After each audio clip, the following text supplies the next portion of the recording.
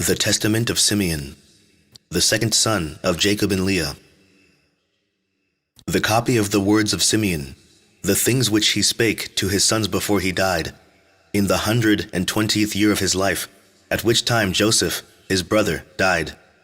For when Simeon was sick, his sons came to visit him, and he strengthened himself and sat up and kissed them, and said, Chapter 2. Hearken, my children, to Simeon your father, and I will declare unto you what things I have in my heart. I was born of Jacob as my father's second son, and my mother Leah called me Simeon, because the Lord had heard her prayer. Moreover, I became strong exceedingly. I shrank from no achievement, nor was I afraid of aught. For my heart was hard, and my liver was immovable, and my bowels without compassion. Because valor also has been given from the Most High to men in soul and body.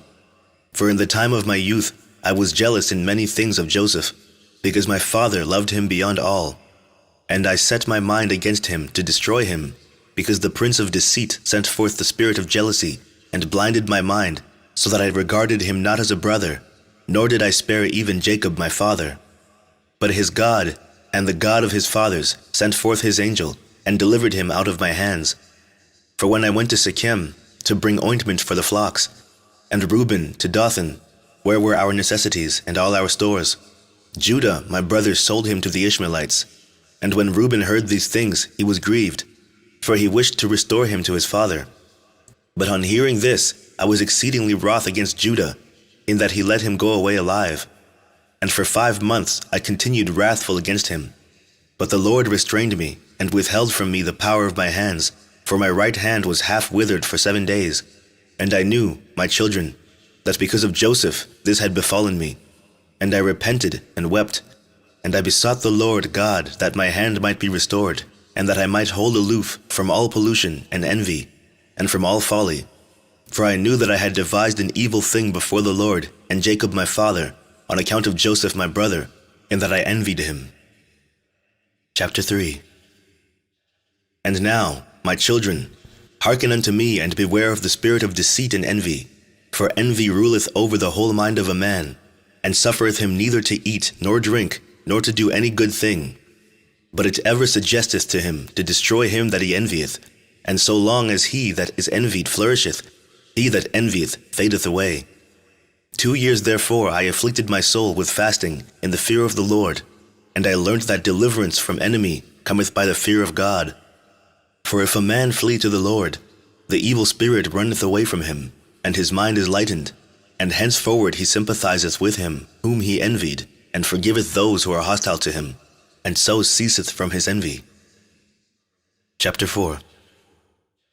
And my father asked concerning me, because he saw that I was sad, and I said unto him, I am pained in my liver, for I mourned more than they all, because I was guilty of the selling of Joseph.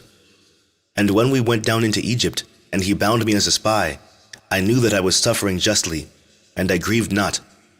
Now Joseph was a good man, and had the Spirit of God within him. Being compassionate and pitiful, he bore no malice against me, but loved me even as the rest of his brethren. Beware therefore, my children, of all jealousy and envy, and walk in singleness of soul, and with good heart, keeping in mind Joseph, your father's brother, that God may give you also grace and glory, and blessing upon your heads, even as ye saw in Joseph's case. All his days he reproached us not concerning this thing, but loved us as his own soul, and beyond his own sons glorified us, and gave us riches, and cattle, and fruits. Do ye also, my children, love each one his brother with a good heart, and the spirit of envy will withdraw from you. For this maketh savage the soul, and destroyeth the body.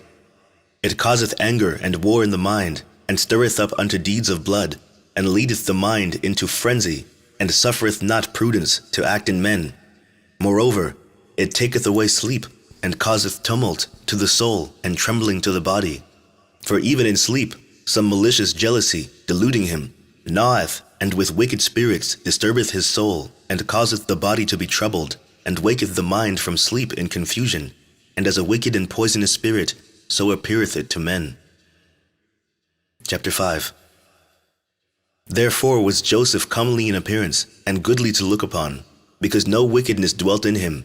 For some of the trouble of the spirit the face manifesteth. And now, my children, make your hearts good before the Lord, and your ways straight before men, and ye shall find grace before the Lord and men. Beware therefore of fornication, for fornication is mother of all evils, separating from God, and bringing near to Beliar. For I have seen it inscribed in the writing of Enoch, that your sons shall be corrupted in fornication, and shall do harm to the sons of Levi with the sword. But they shall not be able to withstand Levi, for he shall wage the war of the Lord, and shall conquer all your hosts. And they shall be few in number, divided in Levi and Judah.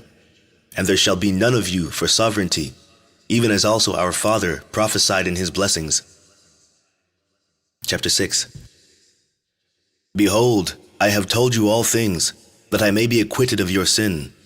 Now if ye remove from you your envy, and all stiff-neckedness, as a rose shall my bones flourish in Israel, and as a lily my flesh in Jacob, and my odor shall be as the odor of Libanus, and as cedars shall holy ones be multiplied from me forever, and their branches shall stretch afar off.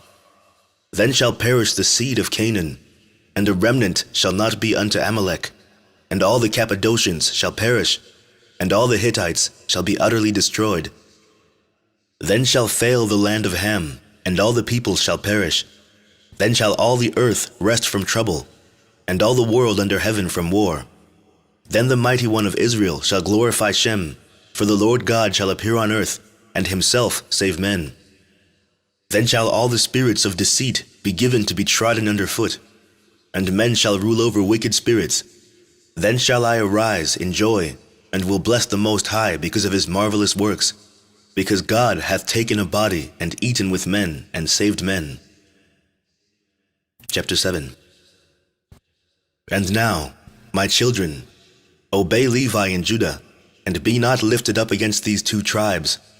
For from them shall arise unto you the salvation of God. For the Lord shall raise up from Levi as it were a high priest, and from Judah as it were a king, God and man. He shall save all the Gentiles and the race of Israel. Therefore I give you these commands, that ye also may command your children, that they may observe them throughout their generations. Chapter 8.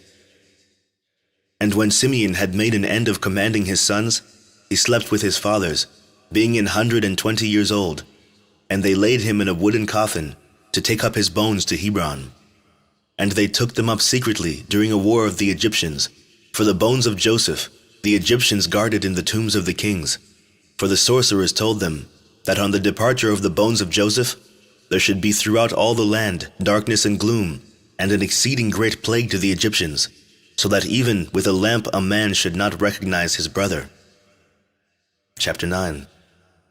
And the sons of Simeon bewailed their father, and they were in Egypt until the day of their departure by the hand of Moses. The end of the Testament of Simeon.